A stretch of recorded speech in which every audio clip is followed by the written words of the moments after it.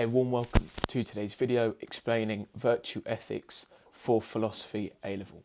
Now there are 5 key points that we need to understand for virtue ethics, and then in the following video we will cover the criticisms that you need for A-level philosophy. Now we can think about virtue ethics, Aristotelian virtue ethics that is, as a type of self-help book. Now this is philosophy, but it's an ethical theory that is distinct from the approaches of Kant and the utilitarian approach as well. And that's because it's an agent-based approach. So it's not asking us what is the right act, what's an ethical act. It's actually asking what's an ethical person, what's a good person. So it's an agent-based approach and not an act-based one. So Aristotle was concerned with the question, what sort of person should I be? Now this is because he believes that virtue is not an act, but it's a habit. Excellence is what you do repeatedly. And so if I'm just honest once, that doesn't make me an honest person, because I might lie every other time, right? I might my whole life lie, and then once, based on some random impulse, I might finally tell the truth. I'm not a good person, I'm not an honest person there. It's about what I do consistently. And so we're concerned with the question, what sort of person should I be? Now each one of these points that we will work through will pose a question. If you want to make this form of revision more active, consider answering these questions before I answer them with what I've got down for each point. Now, what is the good for humans? So, okay, I need to be a good person. What do I actually need to do? Well, what we need to do is strive for Eudaimonia. And this can be understood to mean flourishing. Faring well, living well. Eudaimonia is the final end that we should strive for. It's what everything else, it's what health, it's what wealth, our relationships, our happiness, all of this is aiming towards Eudaimonia. And ultimately everything we do is in the pursuit of it. Okay? So our ultimate goal is to flourish. In the same way that a plant will flourish, an animal will flourish, we need to try and do the same. But we're clearly distinct from those things, so how does the human flourish? How do we achieve Eudaimonia? Well, we must fulfill our ergon. Now, what does this mean? So, an ergon is, we can understand, again, these aren't exact translations, we can understand to be a function or a characteristic activity.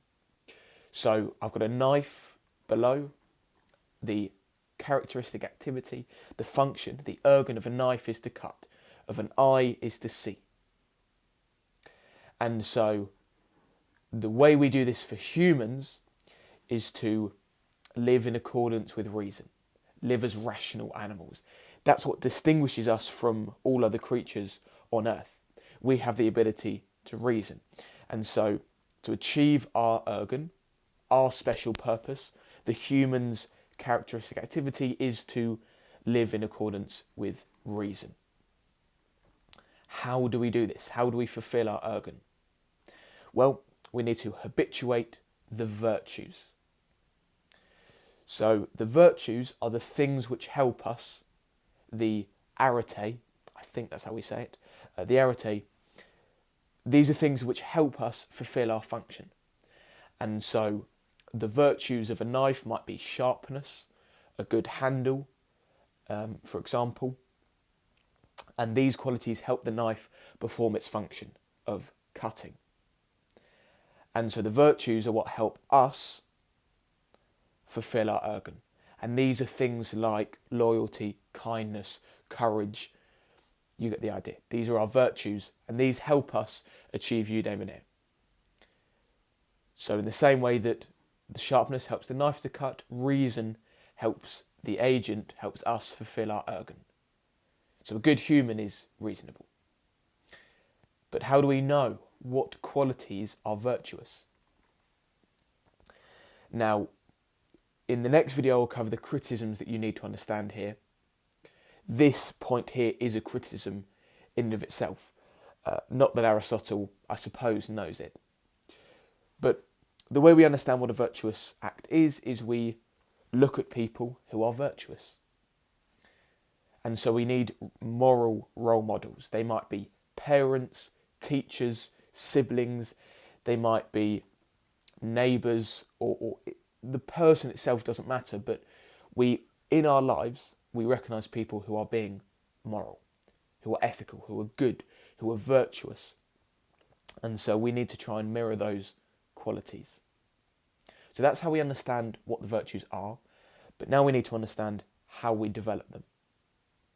And Aristotle has the skill analogy for this. Step one is we need to, as I previously said, we need to observe that something is virtuous. And we use our moral role models for this. The reason it's a skill analogy is because the development of virtues can be compared to the development of a skill. And let's suppose playing the guitar. So I watch a video of Jimi Hendrix and I think, wow, that's really cool. I want to be able to learn the guitar. And so that's step one. I observe it. Step two is I try and practice it. But in the beginning, the early practice, it's flawed. I'm not very good. And it's laboured. It's hard. It's not natural. It's not pleasurable. When I practice playing the guitar in the beginning, it hurts my fingers. I struggle to find the time for it. I only know 2 chords, so it's not very fun either. I don't get to sound like Jimi Hendrix. Step 3, if I continue, is I begin to improve the virtue. I begin to be able to play a few basic songs. Maybe I learn my first Jimi Hendrix song. And at this point, there's more pleasure involved. Now, Aristotle was concerned, like the utilitarian, with the right consequence, the right outcome. But unlike Kant, where doing the right thing doesn't have to be connected to pleasure, in fact it shouldn't be connected to pleasure, for Aristotle we should do the right thing because we want to do the right thing. And we should enjoy doing the right thing. So I should enjoy playing the guitar. And actually I get home from work, I found the time, and it's actually a really nice release from my day. And then step 4 is mastery. I become the guy who can play the guitar really well. Maybe I'm in a band performing in pubs on the weekends or something. Now, all of these things, we can just swap out guitar and we can put in courage or confidence or kindness or loyalty or any other virtue we can insert there. Initially, I observe it. It's hard, but I keep trying. I improve, and then I master the virtue. Importantly, the habit is maintained. If I suddenly stop playing the guitar after my first gig, I lose the skill. 5 years later, I then need to go back to the start. And so importantly, once I learn the skill and once I become a bit of a master at it, I need to keep practicing it in the real world. I can't speak about it, that doesn't help me. I can't write about it. I need to just do it. And that's the skill analogy. Okay, so how do we know how and when to be virtuous? How do we know how and when to be virtuous? So Aristotle provides the doctrine of the mean. And on the right here, you'll see a diagram. At one side we have the excess, and the other side we have a deficiency. The middle is like the golden middle, the golden mean. And so this is a guiding principle to know how to do the right thing.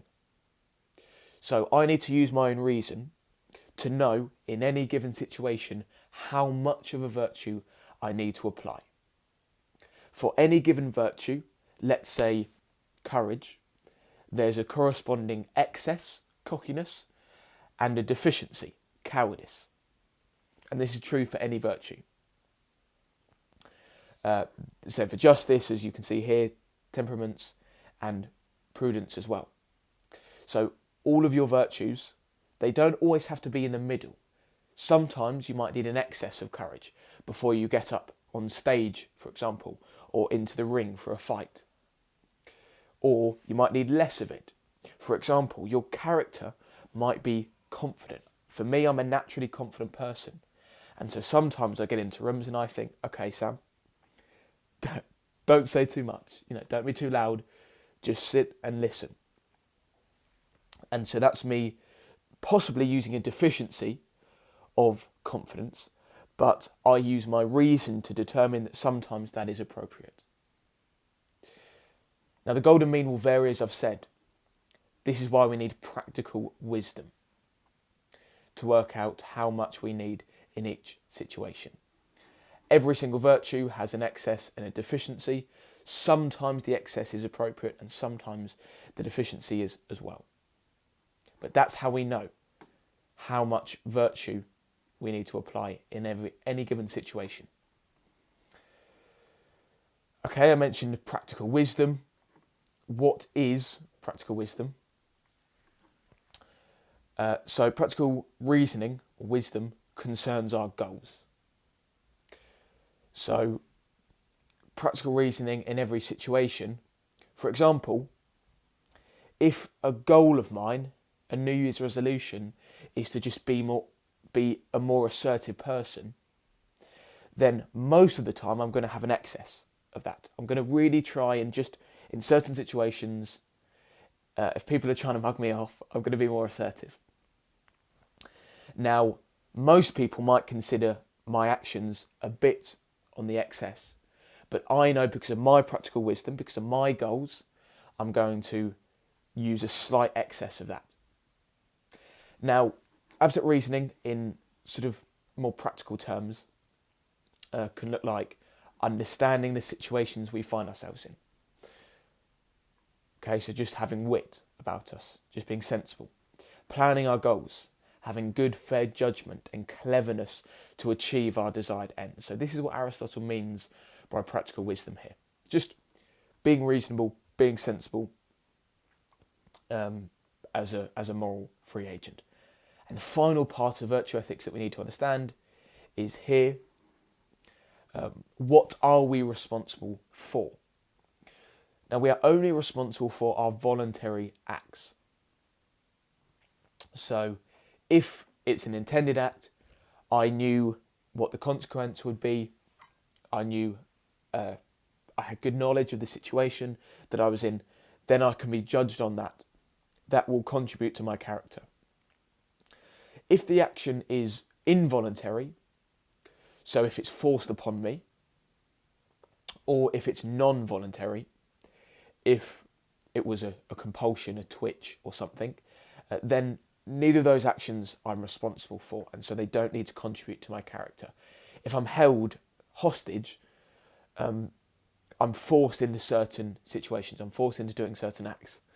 And so I'm only responsible for the voluntary actions.